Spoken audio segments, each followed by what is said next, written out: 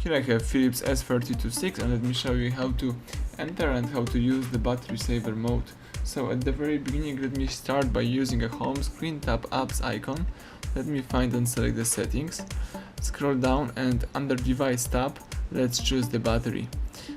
Here we've got a couple of interesting features and statistics about your battery. For example, you can turn on the battery percentage to have the percentage info on your screen. And then you can also tap more key and here you can choose battery saver.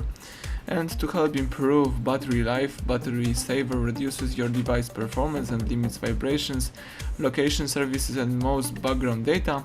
So if you would like to activate this mode, let's switch it on by using that switcher. You can also turn on automatically the battery saver, for example when you have 5% of the battery or 15% of the battery. And right now you are using a power saving mode. If you would like to quit this mode, let's just simply use an upper bar and choose turn off battery saver. That's it. Right now we are using a normal mode, so everything went well. Thank you for watching. Please subscribe our channel and leave thumbs up under the video.